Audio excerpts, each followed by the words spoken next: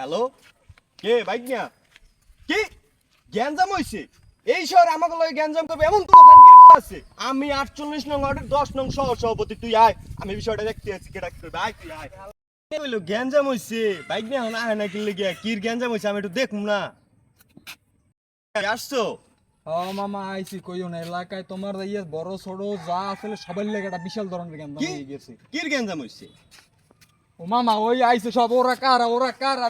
এ তুই যাও কই বেটা, আমি 48 নং ওয়ার্ডের 10 নং সহ সভাপতি, কেডা কি কইবে? আইতে দে, আমি দেখতে আছি বিষয়টা, আয় বুঝমু অনে।